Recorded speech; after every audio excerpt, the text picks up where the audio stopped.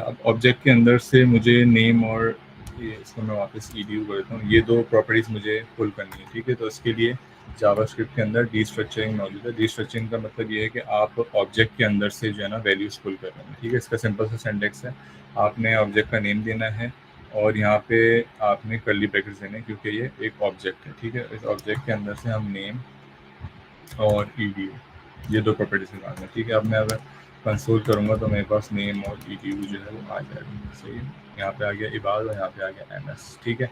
अब ये हुआ क्या, बिहाइंड द सीन्स ये हुआ कि ऑब्जेक्ट के अंदर से बेसिकली आपने नेम और एजुकेशन को पुल कर लिया, यानी कि अब यहाँ पे हमारे पास दो नए वेरिएबल्स बन गए हैं जिनका नाम नेम है और edu है, सही है। सो इन दो वेरिएबल के नेम के साथ जो है ना हम इन ऑब्जेक्ट के अंदर से जो वो वैल्यूज़ जो है वो निकाल लें, ठीक है।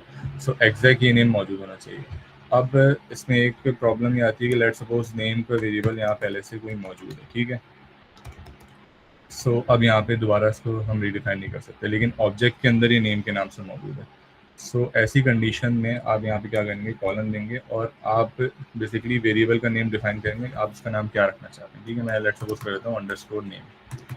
सो अब अंडरस्कोर नेम से जो है मैं यहाँ पे नेम एक्सेस कर सकता हूँ, देखा आउटपुट सेम आ गया, सही है। सो दिस इज कॉल्ड डीस्ट्रक्चरिंग और same goes for any other property, ठीक है।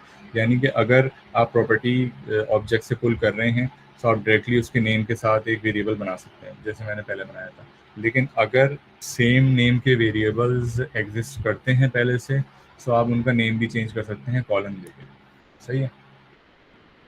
सो बेसिकली होता ये है कि जो इससे प्रीवियस कोड था बेसिकली वो कुछ इस तरह था, ठीक है।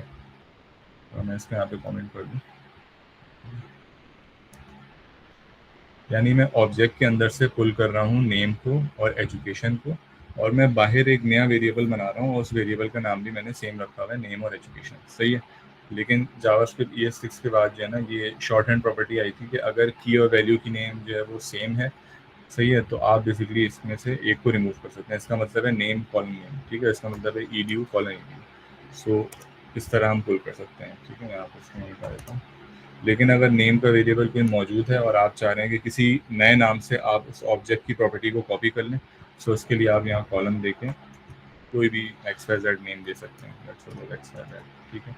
अब अंडरस्कोर XYZ के थ्रू मैं इस नेम को एक्सेस कर सकता हूँ,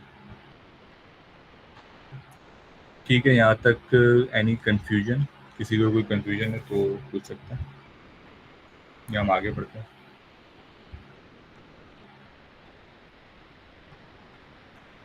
आई अज्यूम कि किसी को कोई क्वेश्चन नहीं होगा, सही है।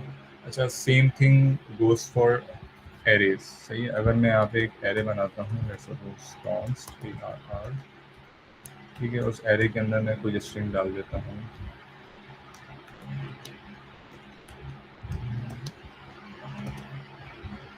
सिमिलरली मैं एरे के अंदर से भी जो है वो पुल कर सकता हूँ, ठीक है। इसका सिंटैक्स ये होगा कि आपने एरे के ब्रैकेट्स देना, ठीक है। अब क्योंकि ये एरे है तो एरे के अंदर जो है वो सीक्वेंस मैटर करता है, ठीक है। सो फर्स्ट पे मैं जो नाम लिखूंगा, फर्स्ट वैल्यू वहाँ पे, फर्स्ट इंडेक्स वहाँ पे कॉपी हो जाएगा, सही है। लेट्स सपोज मैंने लिखा है A, B, सही है। अब अगर मैं A, B कंसोल करूँगा तो यहाँ पे मेरे पास A और B के अंदर वैल्यूज़ आ जाएंगी एरे के अंदर इंडेक्स वाइज, सही है।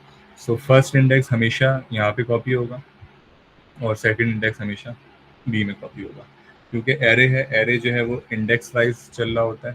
तो बेसिकली अगर हम ऑब्जेक्ट से कोई चीज़ निकाल लें तो सीक्वेंस मैटर नहीं करता, ठीक है। ऑब्जेक्ट के अंदर सीक्वेंस मैटर नहीं करता, बट एरे के अंदर क्योंकि इंडेक्सेस होते हैं तो सीक्वेंस मैटर करता है। तो अगर मैं इनको यहाँ पे स्वैप कर दूँ, लेट्स सपोज B, A कर दूँ, तो अब IEC की वैल्यू जो है वो आएगी B में, ठीक है। यहाँ पे देखें आप, आउटपुट इसका चेंज हो गया, ठीक है। ये एनिमेशन एक सेकंड में स्टॉप कर देता हूँ, इसकी वजह से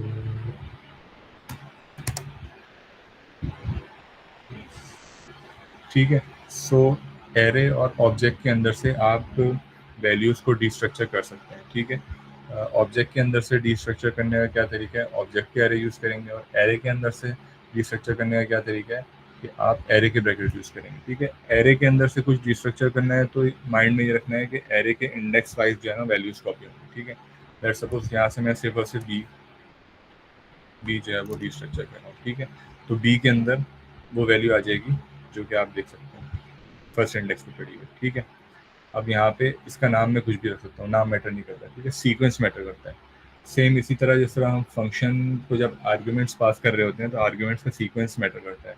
उन आर्ग्यूमेंट्स को रिसीव करते हुए हम उनका नाम जो है वो कुछ भी चेंज कर सकते हैं, लेकिन उनका सीक्वेंस मैटर करता है। फर्स्ट वैल्यू हमेशा फर्स्ट पैरामीटर पे जाके कॉपी होगी, ठीक है। सो सिमिलरली यहाँ पे जो हमने फर्स्ट इंडेक्स पे लिखा हुआ है वो हमेशा फर्स्ट पे कॉपी होगा, एंड देन अगर मुझे सेकंड को भी डिस्ट्रक्चर करना है तो मैं कर सकता हूँ किसी भी नाम से, ABC भी मैं दे सकता हूँ, ठीक है। नाम इसका कोई भी रख सकते हैं हम।